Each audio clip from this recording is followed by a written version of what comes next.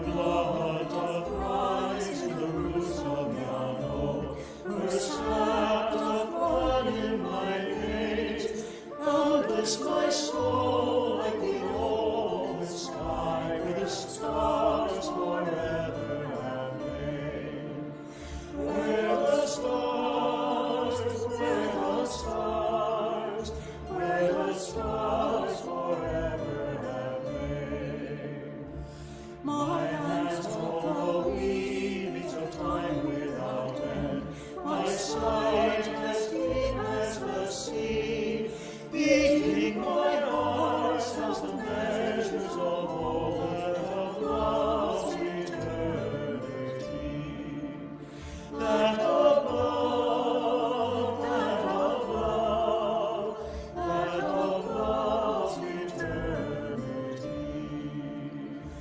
I feel the tides as they answer the moon, rushing on a far distant sand, waiting my song is the wind of my breast, and my love was over the land. And my love, and my love, and my love goes over the land. My foot carries days of the old into new, our dreaming shows us the way. Once our faith settles deep in the earth, rising green to bring a new day. Rising green, rising green, rising green to bring a new day.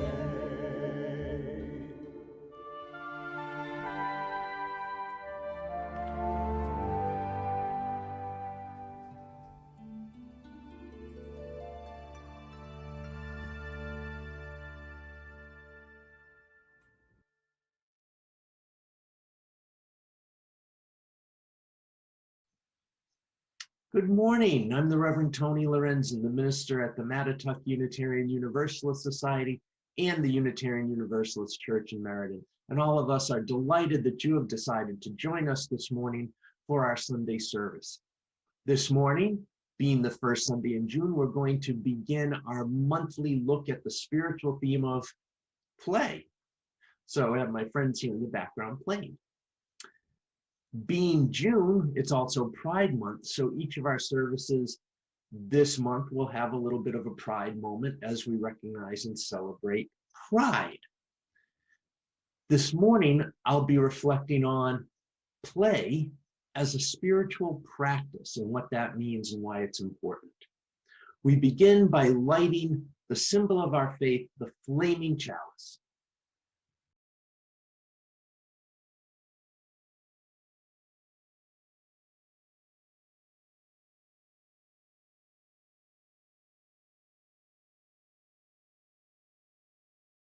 Let this light be our guide.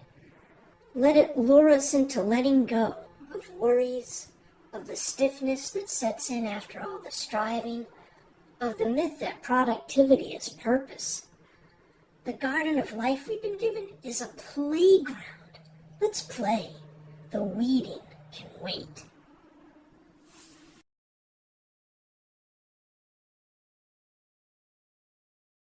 Come, come, whoever you are, wanderer, worshipper, lover of leaving, ours is no caravan of despair.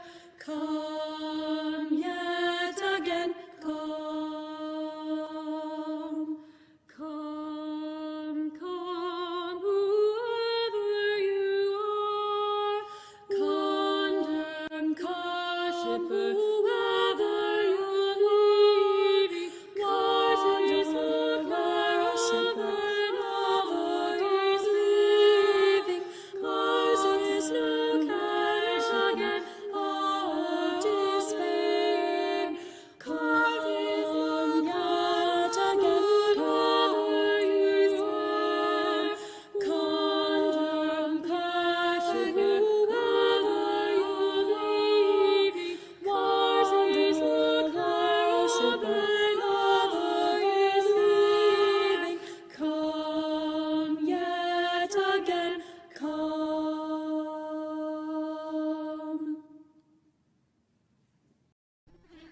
Playing is fun, and you can play and have fun even when doing something serious and important.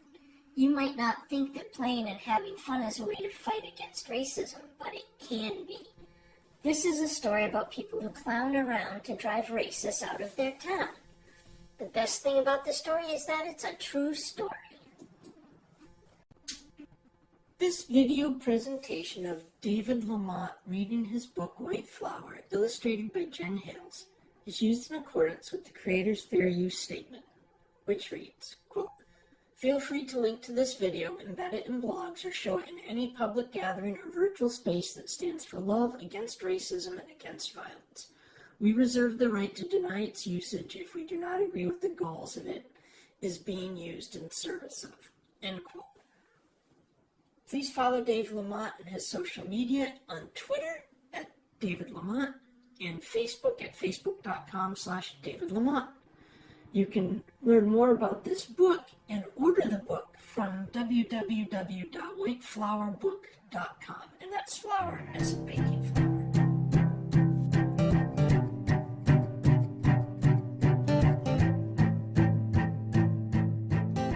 The day was bright and sunny, as most May days tend to be in the hills of Appalachia, down in Knoxville, Tennessee. A dozen men put on their suits and quickly took their places in white robes and those tall and pointed hoods that hid their faces. Their feet fell down in rhythm as they started their parade. They raised their fists into the air, they bellowed and they brayed. They loved to stir the people up. They loved when they were taunted. They didn't mind the anger. It's exactly what they wanted. And as they came around the corner, sure enough, the people roared. But they couldn't quite believe their ears. It seemed to be support. Had Knoxville finally seen the light? Were people coming round? The men thought for a moment that they'd found their kind of town. But then they turned their eyes to where the cheering had its source. As one, their shoulders crumpled when they saw the mighty force. The crowd had painted faces, and some had tacky clothes, their hair and hats outrageous. Each had a bright red nose. The clowns had come in numbers to enjoy the grand parade, and they laughed and danced that other clowns had come to town that day.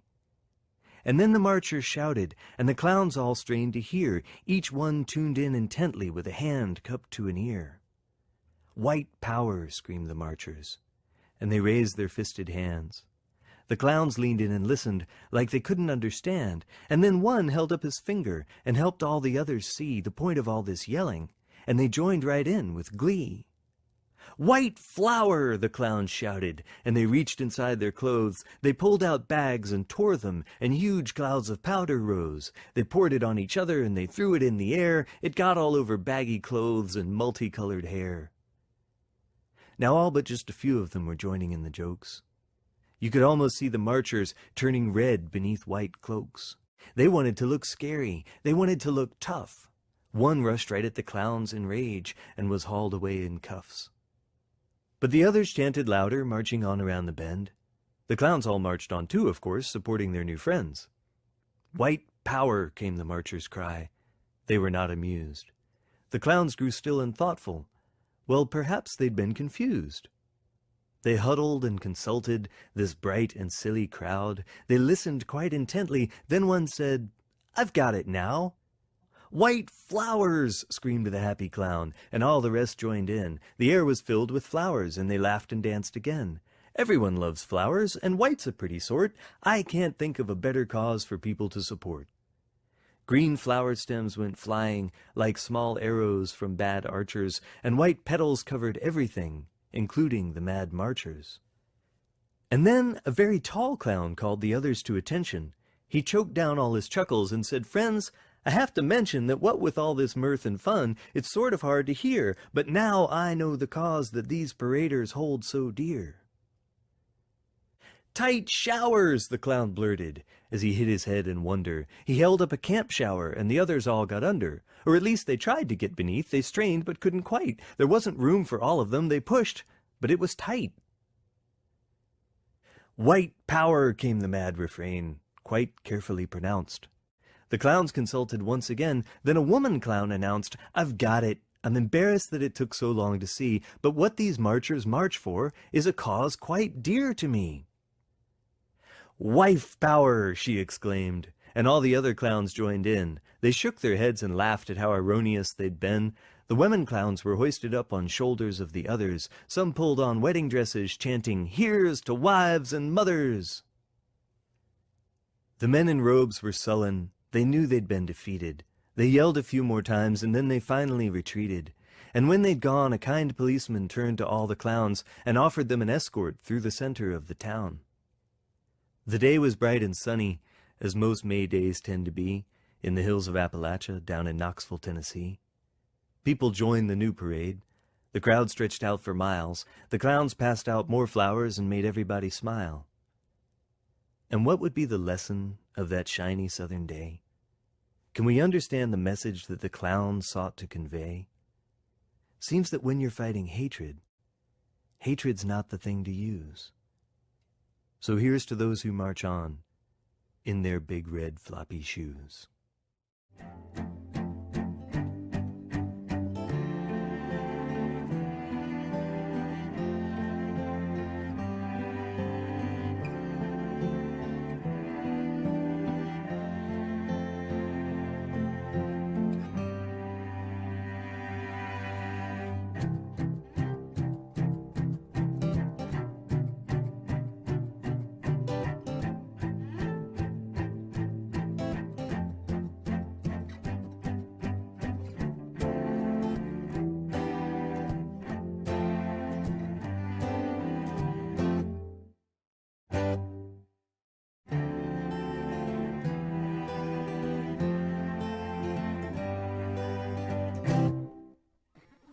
This story actually happened on May 26, 2007 in Knoxville, Tennessee.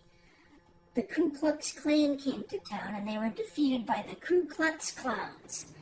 You can read an actual news report and other reports and thoughts on this story on this website. This is an actual photo from the real event. This is actual video from the real event.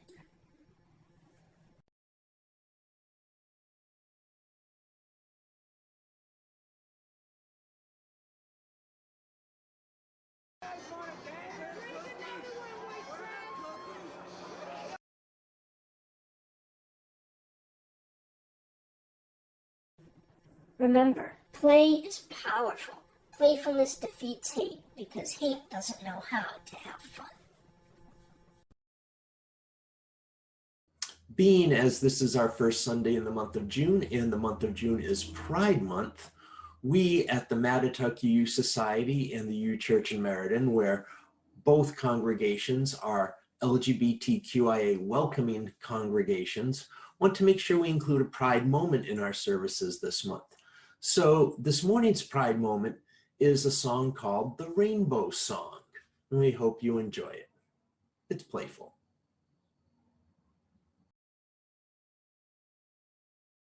Ready? 1, 2. I'm Nicole and I'm red. Hi, I'm Miguel and I am orange. Hi, I'm Cotton and I'm on green. Hi, I'm Andrew and I'm on blue. Hi, I'm Zachary and I'm on yellow. Hi, I'm Chloe and I'm on purple. Red, orange, green, and blue, shining yellow, purple too. The colors of the rainbow are so beautiful.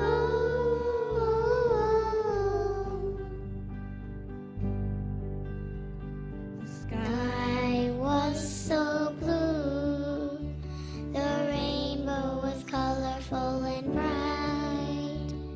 The rainbow stretched across the sky was beautiful.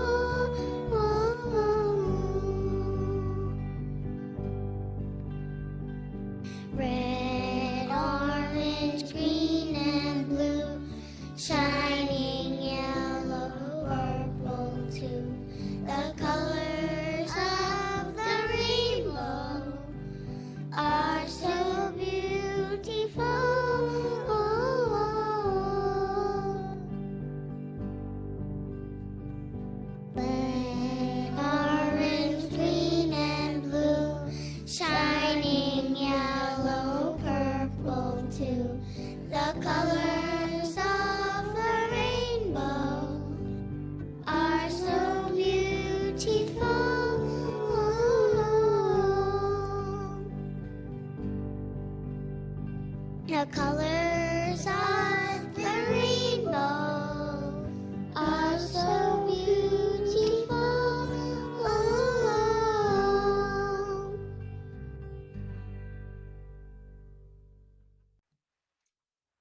All work and no play makes us dull people, so the saying goes.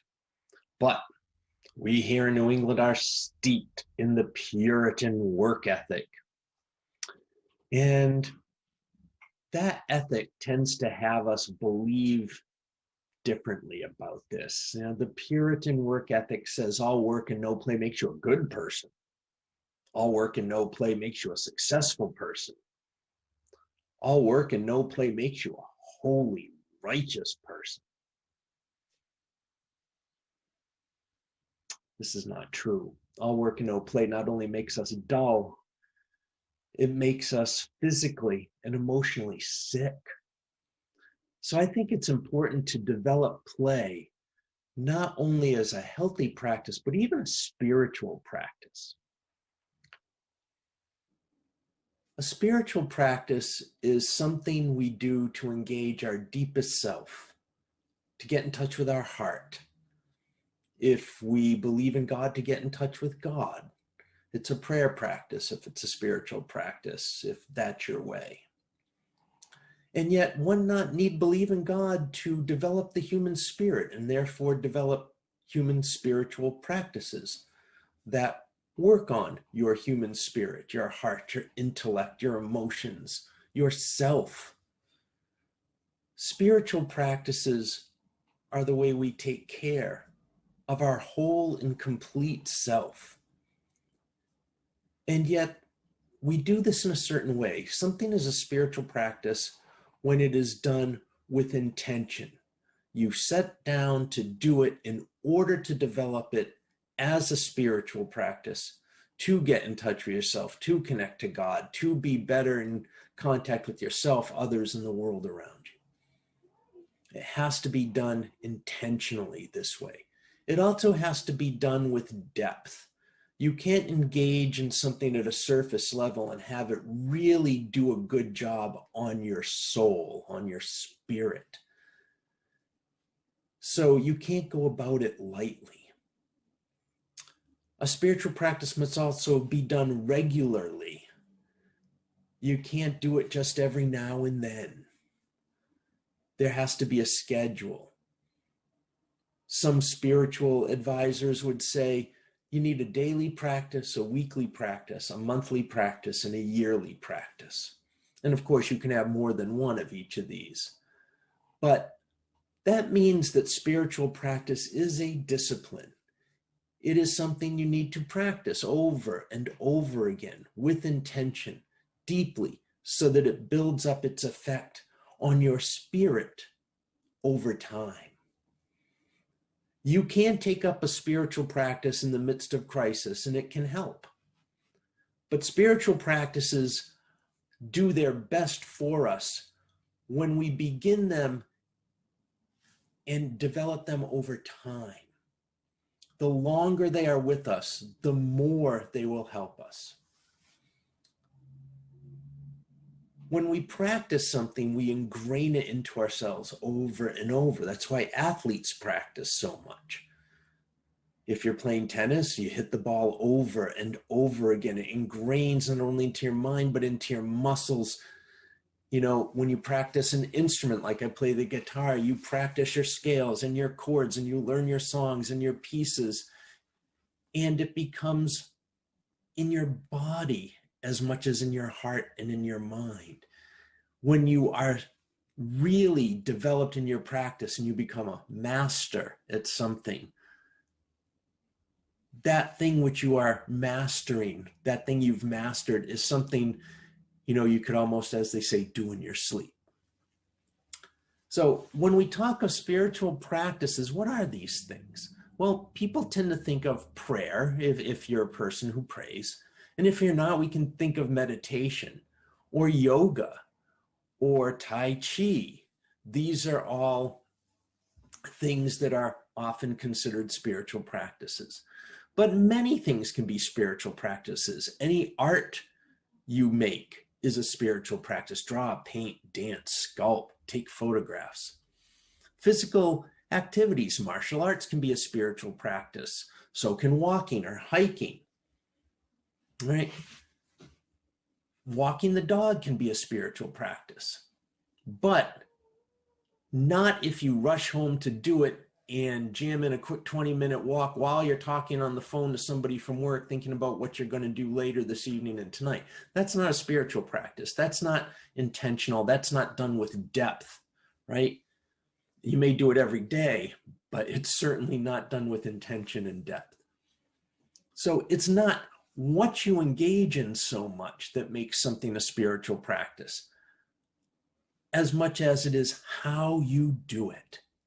Do you bring yourself to something with a sense of discipline, going deeply into something, doing it intentionally in order to develop your spirit, and do it on a regular basis so that it is disciplined and it happens often enough that you become eventually a master of your practice.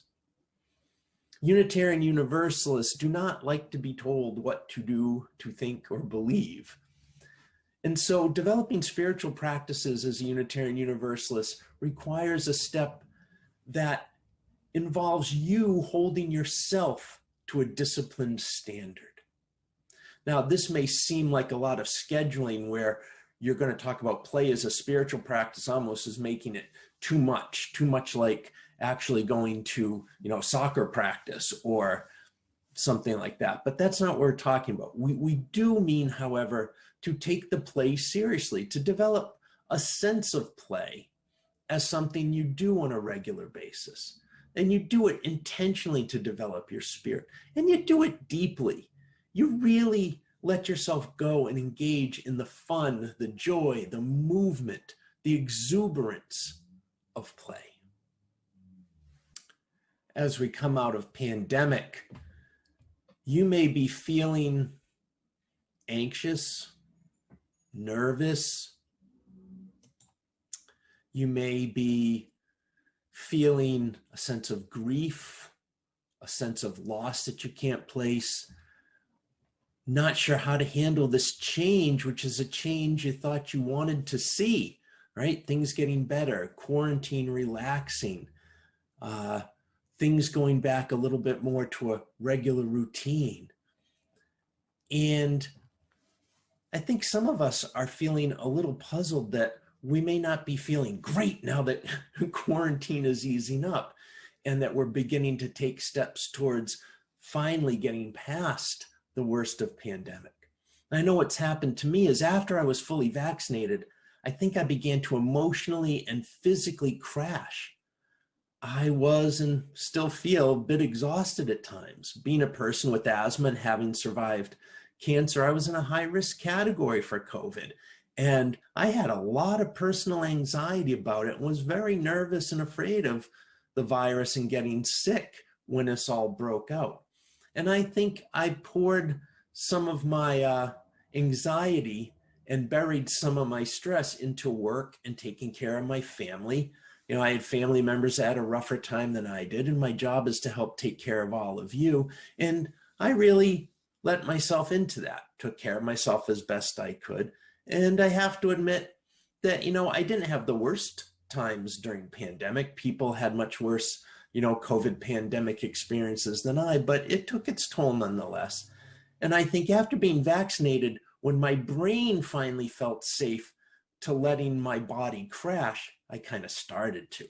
I became tired and a little lethargic and really just yearning for those moments of sinking in to just being, enjoying the outside, enjoying the company of a friend over coffee, and things with bigger, I would say, importance in a way of being something for church or for something I had to get done at home. The things you have to do, boy, those started to become harder all of a sudden. And I thought all this was going to be easier once all this eased up.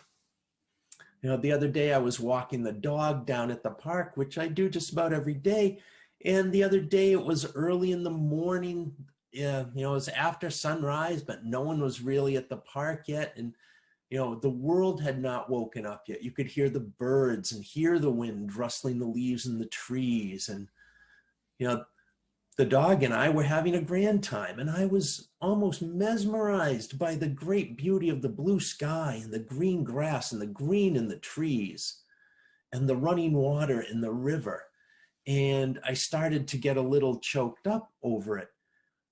And I realized I've been coming here, doing this walk, being out in the natural world as a way to help myself survive the pandemic and the quarantine time. And I realized that had added another level to it that prevented me in some ways from really appreciating what I was seeing and experiencing there. And I felt I had that back the other day, and it made me a little choked up. And I think maybe this is where we need to get to with play. You know, perhaps you've been experiencing something similar to what I have been. Maybe you've had an incredibly rough time emotionally during the pandemic. Maybe you're exhausted from parenting and caregiving, or being a frontline worker in a hospital or a school, or delivering packages, or working in a supermarket or pharmacy. Maybe you've had COVID. Maybe someone in your family has had COVID. Maybe someone you love has died from COVID. Maybe you live with other physical or emotional health conditions that made quarantine and pandemic have an extra degree of difficulty. Maybe you're just sick of the world being unable to deal and work together to solve problems such as pandemics and racism and war. Maybe you're just feeling generally fatigued or lethargic. Maybe you're scared out of your wits about what pandemic comes next. And even though there are parts of normal you don't want to go back to, there's a part of you that deeply yearns for just going back to normal.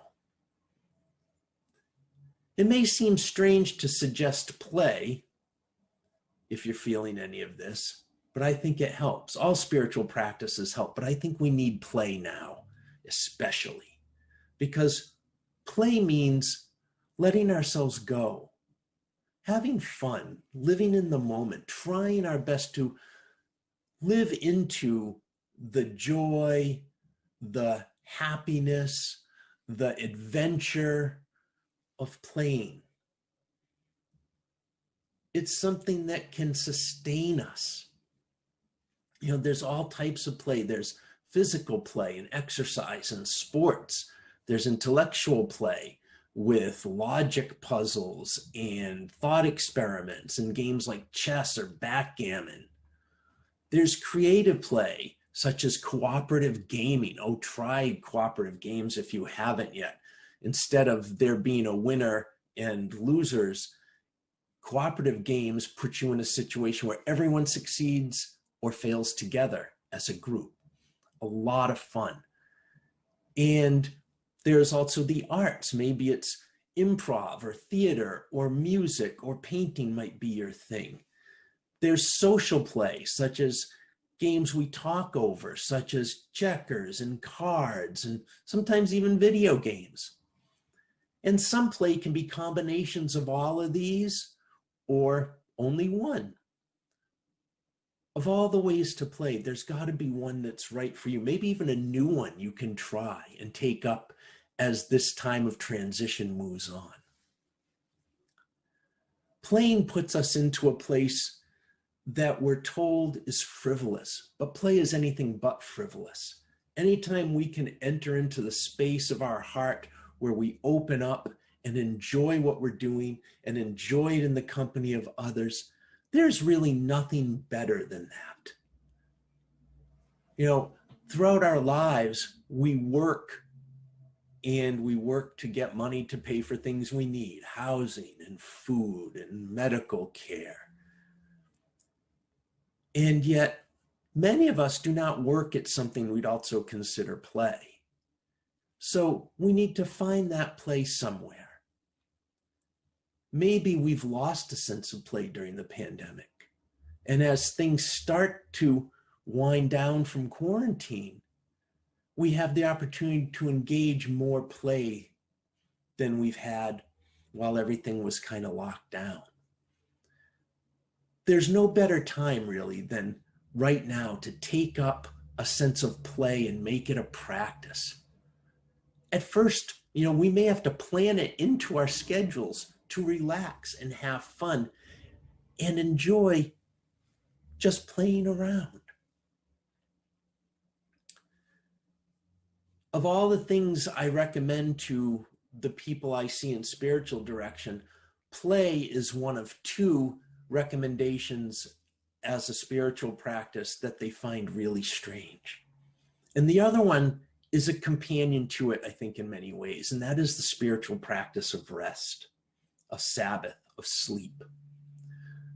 Many of us do not get enough sleep. Many of us do not get enough good sleep. Many of us are kept awake by insomnia or anxiety or health issues. Making sleep a practice is important because it is good for your soul.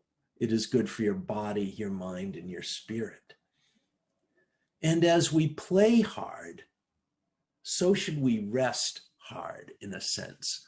We need to rest as well as we play. Work, I think, takes care of itself in many ways. Most of us have been or are overworked and have too much to do and too many stresses and demands from that. But play invites us to a place where there's nothing to buy or sell. And sometimes there's really nothing to win or lose.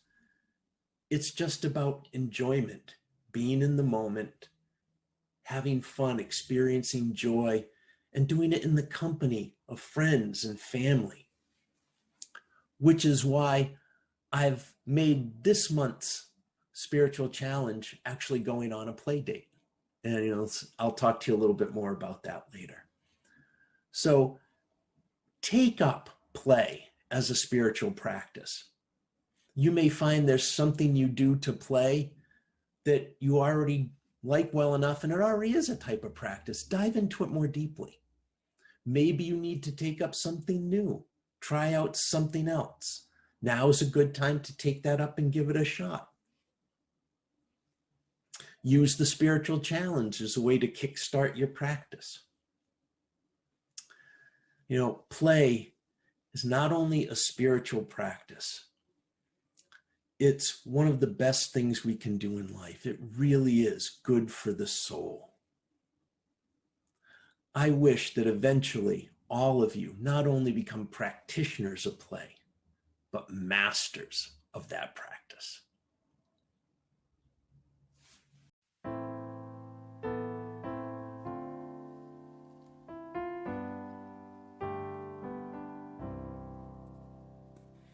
Spirit of life,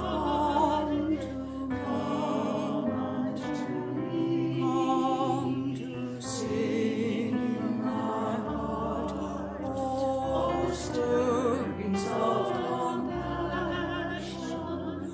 Blow with the wind, rise in the sea, move in the shape of justice. Roots hold me close, wings set me free. Spirit of life, come to me, come to me.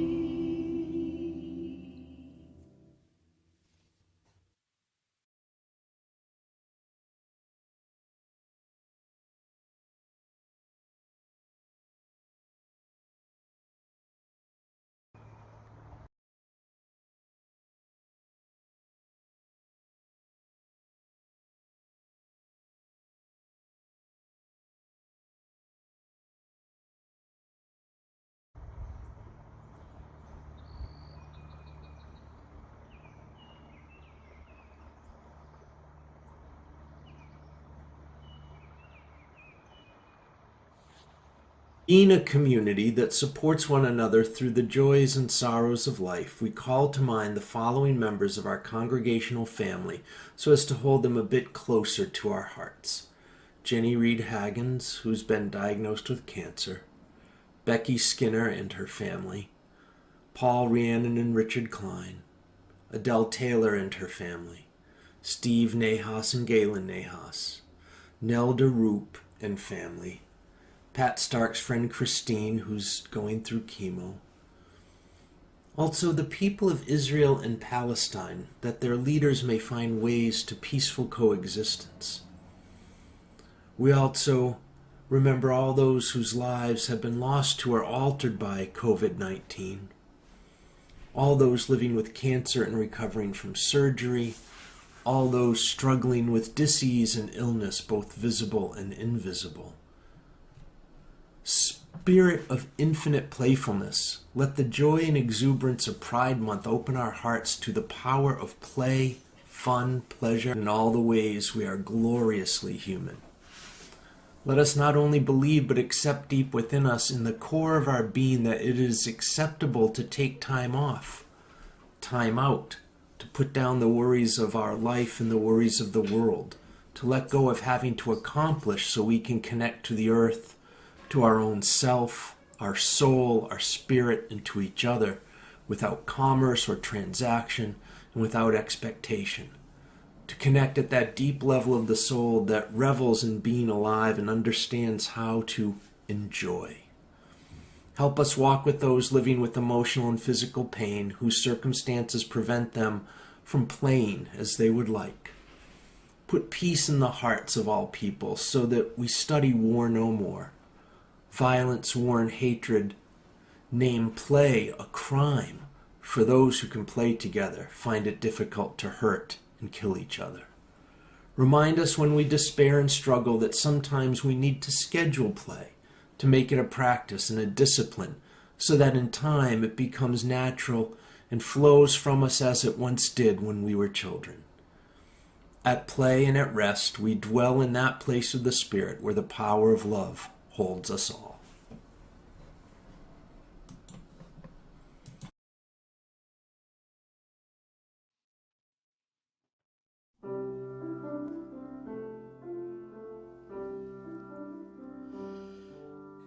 There's a love holding me. There is a love holding all that I love. There is a love holding all I rest in this love. There is a love holding us. There is a love holding all that we love. There is a love holding all. We rest in this love.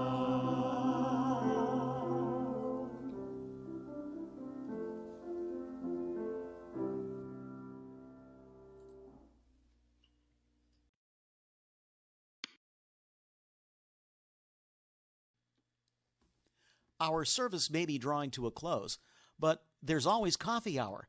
Please pour a cup of your favorite beverage and zoom on in. Join us for coffee at go.uucentralct.org/coffee. That's go.uucentralct.org/coffee. We'll see you in a few minutes. Before we go, I want to tell you a little bit about this month's spiritual challenge. Our theme for the month is play. So for the spiritual challenge this month, I am inviting you to say not think about play, not read about play, but to actually go play, practice it. So go on a play date as the spiritual challenge this month. As a play date, you could get together with a partner, a friend, a family, get together with another family, get together with relatives you haven't seen. Whoever you want to get together with, make a date and go play. Do something fun, just for the heck of it. You could get together with some people and play Twister, or play backgammon, or go for a hike, or maybe even go geocaching and learn how to find and hide things in the woods, Or maybe you would like to play mini golf or frisbee golf. Perhaps you'd like to play whatever this game is called. You know, just do something fun for the heck of it. You know what? It's good for the soul.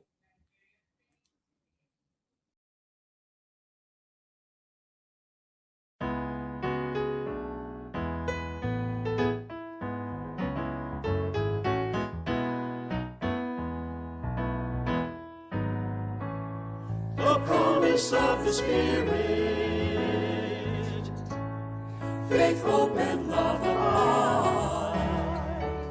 And so every soul is blessed and made whole. The truth in our hearts is our guide. We are standing on the side of love, hands joined together as hearts beat as one. Emboldened by faith, we dare to proclaim we are standing on the side of love. Sometimes we build a barrier to keep love tightly bound, corrupted by fear, unwilling to hear, denying the beauty we found. We are standing on the side of love, hands joined together as hearts beat as one. Emboldened by faith, we dare to proclaim we are standing on the side of love. A bright new day is dawning, when love will not divide. Reflections of grace in every embrace, fulfilling the vision divine. We are standing on the side of love, hands joined together as hearts beat as one. Emboldened by faith, we dare to proclaim we are standing on the side of love. We are standing on the side of